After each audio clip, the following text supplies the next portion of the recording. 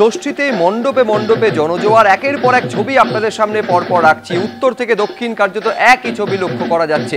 একডালিয়া এভারগ্রিনের ছবি এই মুহূর্তে আপনারা দেখতে পাচ্ছেন। দক্ষিণ কলকাতার নজরকাড়া পুজো মণ্ডপগুলোর মধ্যে অন্যতম একডালিয়া এভারগ্রিন। সন্ধে নামতেই কার্যত উপচে পড়া ভিড়। মণ্ডপে মণ্ডপে প্যান্ডেল হপিং যারা করছেন, জায়গাটা বদলাচ্ছে এবং নিঃসন্দেহে থিমের একটা অন্যতম ভাবনা, একে অপরকে টেক্কা দেওয়ার একটা প্রবণতা, যেটা প্রতি বছর লক্ষ্য করা যায়, এবছরেও তার ব্যতিক্রম নয়। এবং এক মণ্ডপ থেকে আরেক মণ্ডপে সেই ভিড়টাও যেন প্রতিযোগিতার মধ্যে দিয়ে এগিয়ে চলেছে। ত্রিধারা সম্মিলনীর ছবি দেখছেন, আর এবার বাঘা যতীন তরুণ সংঘ।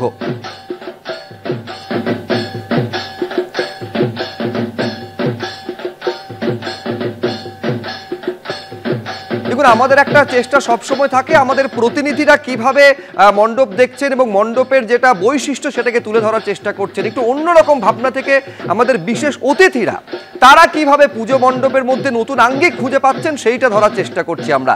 এই মুহূর্তে যেমন রাহুল বন্দ্যোপাধ্যায় সরাসরি হরিদেবপুর অজেয় সংহতি থেকে রয়েছেন। রাহুল, এটা বলার অপেক্ষা রাখে না যে দক্ষিণ কলকাতার অন্যতম সেরা পুজো মণ্ডপগুলোর মধ্যে অন্যতম এই হরিদেবপুর অজেয় সংহতি, কি তাদের বিষয় ভাবনা এবং তোমার কাছে বিশেষ আকর্ষণীয় কোন দিকটা বলে মনে হচ্ছে?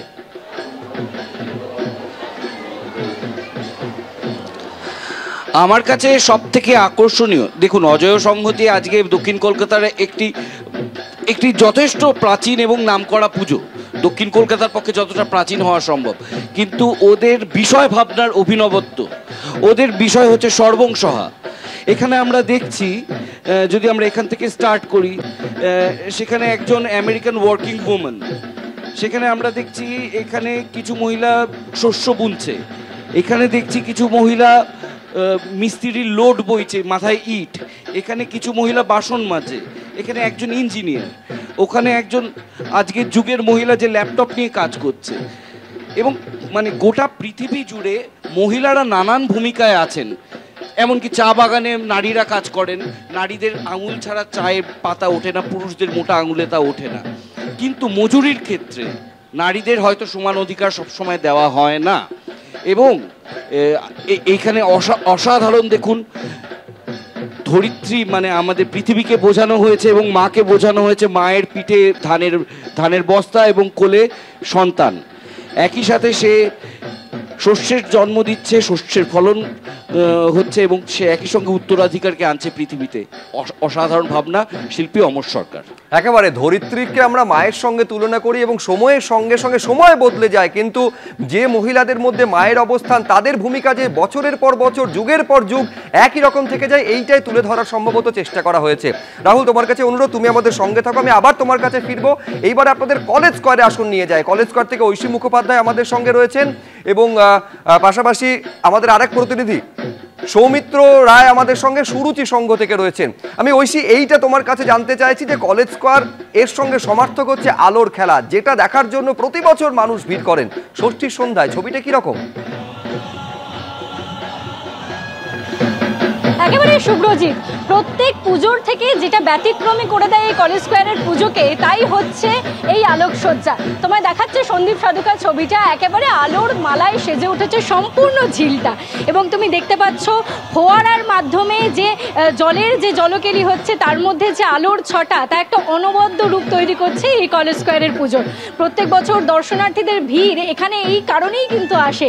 আকর্ষণ একদম বলা যেতে পারে এই আলোকসজ্জার ক্ষেত্রে দর্শনার্থীদের একদম বলা যেতে পারে উপচে পড়া আকর্ষণ। তুমি দেখতে পাচ্ছ এবারের যে মন্দিরের আদল তাদের হয়েছে, তা হচ্ছে কম্বোডিয়ার যে অঙ্কর ভাট মন্দির, সেই আদলেই কিন্তু তাদের এবারের মণ্ডপ সজ্জা। এবং তোমায় জানিয়ে রাখি, এই আলোকসজ্জা কোথাও গিয়ে কলেজ স্কোয়ারকে প্রত্যেক বছর অন্যান্য পুজোর থেকে কয়েক পয়েন্ট এগিয়ে দেয়। এবারেও তার অন্যতা হয়নি। ষষ্ঠীর সন্ধ্যায় একদম উপচে পড়া ভিড়, লক্ষাধিক দর্শনার্থী আসেন প্রত্যেক বছর এই আলোকসজ্জা এবং সাবেকি প্রতিমা দেখতে। এবারেও কিন্তু দেখতে পাচ্ছ যে চারপাশটা দেখলেই বোঝা যাবে, যেভাবে যে লাইন দিয়ে রাস্তা দিয়ে যাওয়ার ব্যবস্থা করা হয়েছে দর্শনার্থীদের, সেখানে মূলত উপচে পড়া ভিড়। এবং আরও একবার সন্দীপ সাধুকাকে বলবো যে সম্পূর্ণ ঝিলটা দেখাতে, আলোর মালায় কিভাবে সাজিয়ে তোলা হয়েছে এবং তার সঙ্গে গানের যে বিট, সেই তালে তাল মিলিয়েই কিন্তু এই আলোকসজ্জার রং পরিবর্তিত হচ্ছে। সাধারণের মনে, দর্শনার্থীদের মনে যেভাবে আলোর মেলা, তারই সঙ্গে সঙ্গে কিন্তু এই কলেজ স্কোয়ারের আলোর মেলাও কিন্তু বলা যেতে পারে সকলেরই নজর কাড়ে। যাচ্ছে। একেবারে তুমি আমাদের সঙ্গে থাকো, আমরা আবার সরাসরি হরিদেবপুর অজেয় সংহতিতে আপনাদের নিয়ে যাব। একটা বিষয়, এটা তো নতুন কিছু নয় রাহুল, সেটা তুমিও মানবে, সেটা হচ্ছে মাতৃশক্তির আরাধনা হোক বা নারী শক্তির উদযাপন, এটা বিভিন্ন সময় দেখা যায়, কিন্তু আমি সেই ভাবনাকে যেভাবে ফুটিয়ে তোলার চেষ্টা করছি, তার যে প্রকরণ সেইটা কোথায় আলাদা বলে মনে হচ্ছে তোমার এখানে?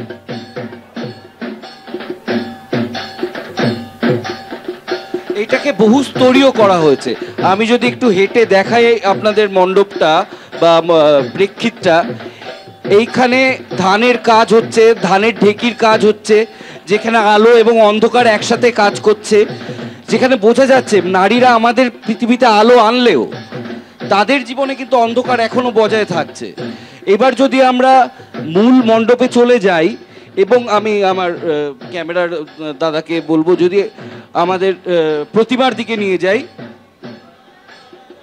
এইখানে প্রতিমাকে দেখানো হচ্ছে সেই কর্মী রূপে, যে সংসারের জোয়াল নিয়েছে, পৃথিবীর জোয়াল নিয়েছে, এবং একদম উপরে সিলিংয়ে 14 মাইল অন্ধকার প্রতিদিনের সংগ্রামে ফুলমণির পুজো, সুনীল গঙ্গোপাধ্যায়ের কবিতার কথা উঠে এসেছে। মানে সামগ্রিকভাবে যদি আমি যেটা বলছিলাম, আজকে থিমের পুজো আর শুধু চোখের পুজো নেই, তা সমস্ত ইন্দ্রিয়ের হয়েছে।